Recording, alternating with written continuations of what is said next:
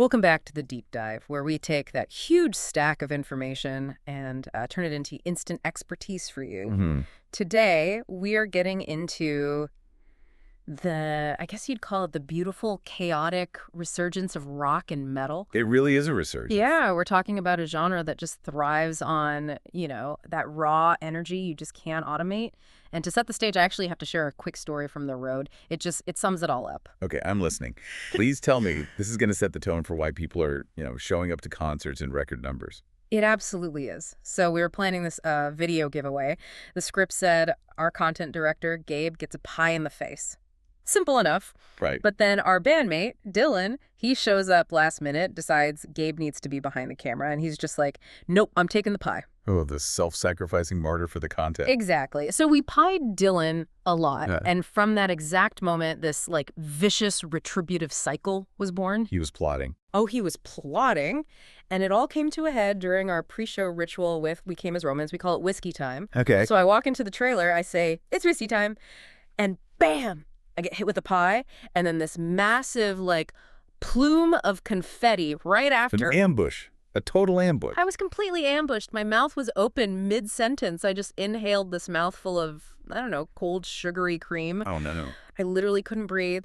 And my uvula, I swear, it swelled up and felt like a tiny, sticky disco ball for the next hour. That whole thing, that spontaneous chaos, that's what we're talking about today. That unpredictable quality is exactly why we're here. I mean, you look at the aggregated touring data, Yeah. and you're seeing signs that some of these, mega genres, pop, hip-hop, country, they're leveling off. Or even declining. Or even declining in some cases. Yeah. And meanwhile, rock and metal touring just seems to be bigger than ever, or at least incredibly stable.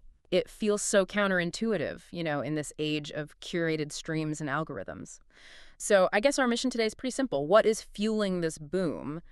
And why does this really high-impact physical experience of rock and metal resonate so deeply with you, the listener, right now? Let's unpack it. Let's do it. So this rock boom, it's structurally really sound, and a huge part of the stability, it really comes down to demographics And money?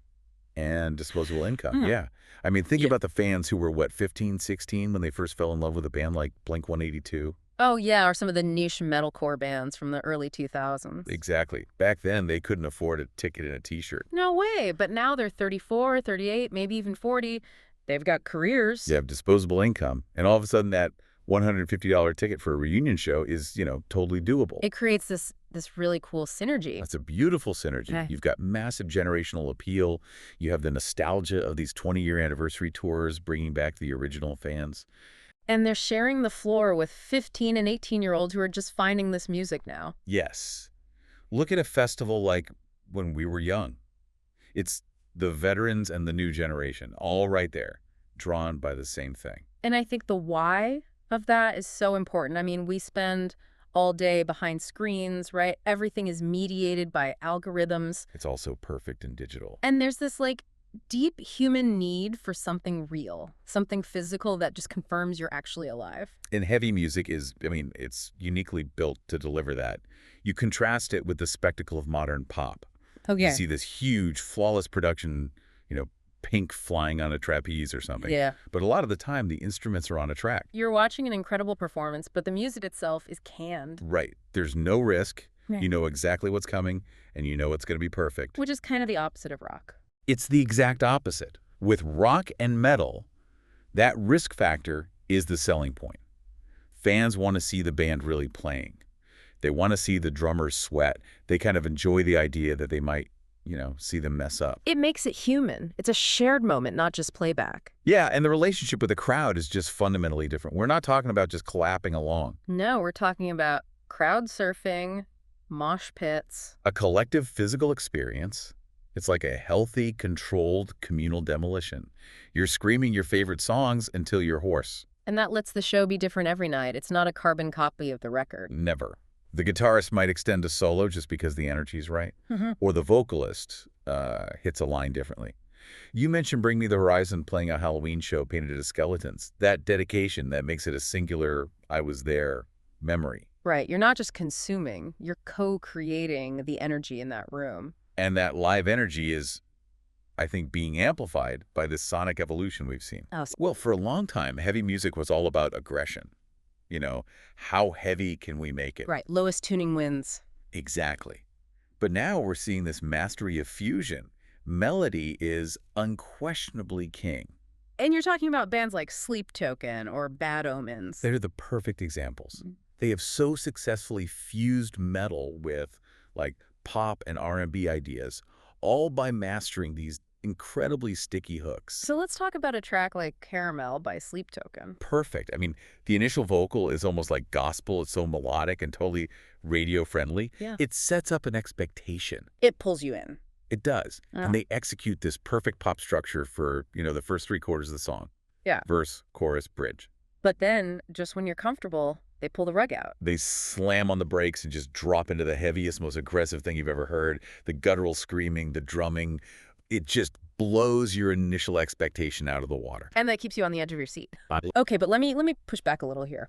Because fusion always raises that question, right? Right. Are they just watering down the genre to get streams? That's a critical question. Yeah, where's the line between cool fusion and just, selling out? I think it comes down to intent and execution. If that heavy part felt tacked on, like it was just there to check a box, then yeah, that's selling out. But it doesn't. It doesn't, because they use that aggression as the, ultimate emotional punctuation mark. It's a necessary release that's built on all that melodic tension. It's an emotional structure, not just a commercial one. Which leads right into the catharsis. I mean, whether it's the really dark stuff like an old Acacia Strain track or this newer poetic emo stuff, it gives you a space for these deep, aggressive emotions. Grief, anger, feeling misunderstood. It's therapy. But that connection to emotional truth, it requires friction. And we have to talk about the golden prison concept. The idea that success can actually make you less relatable. Exactly. When artists, musicians, comedians, whoever, when they get too comfortable, their struggles change. It's not about paying rent anymore. It's about, airports, dinners, and shows. You stop getting, as the source said, kicked in the nuts by life. And that's a huge problem for the art. Because resonant art is fueled by struggle.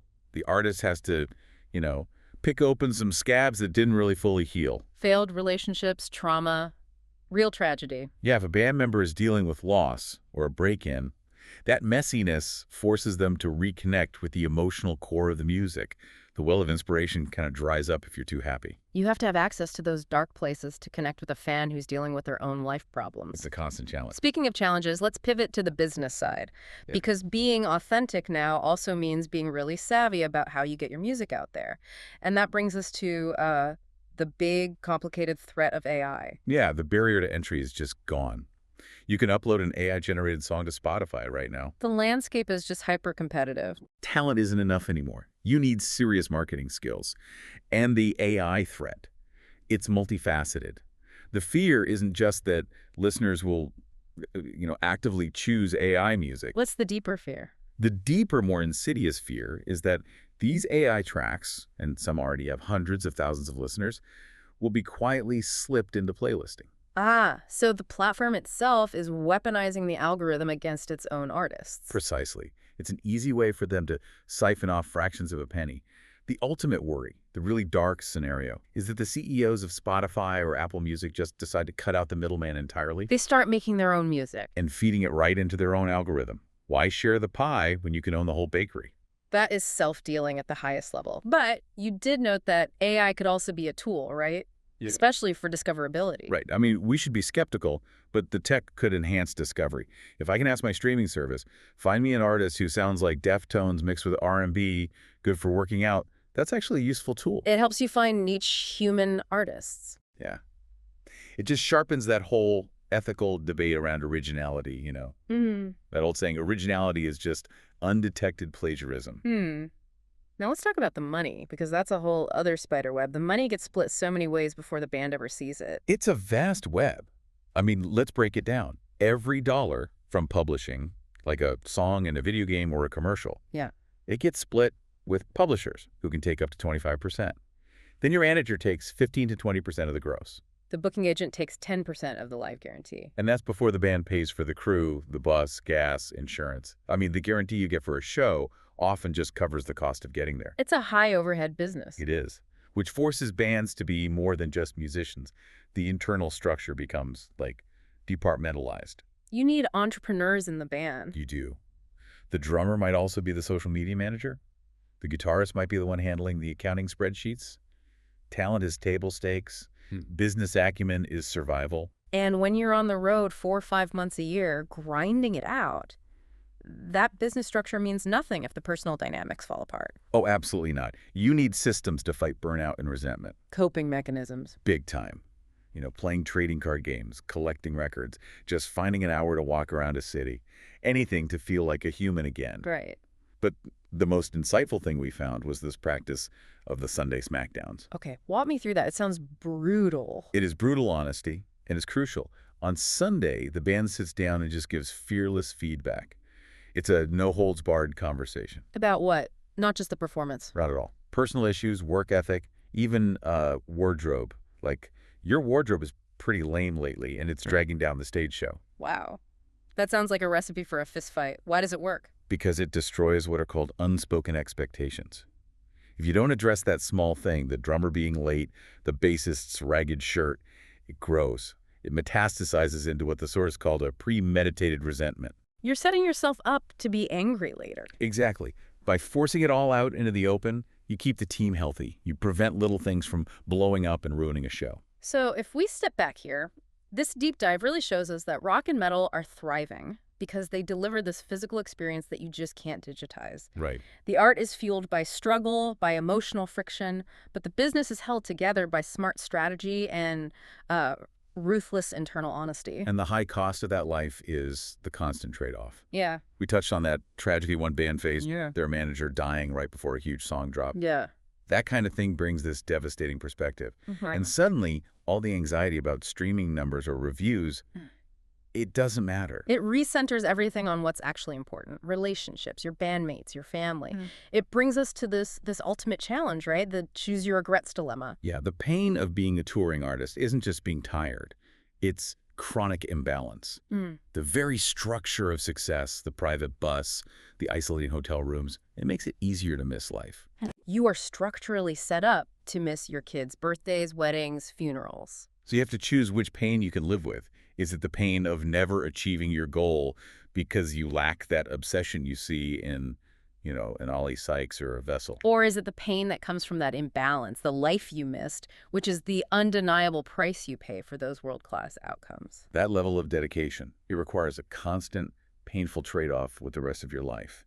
And that choice and the authenticity that comes from those sacrifices, that's ultimately why live rock and metal continues to win against the algorithmic world. And that, listeners, is your deep dive into why the resurgence of heavy music is so much more than a trend. It's a necessary response to a sanitized world. We'll see you next time.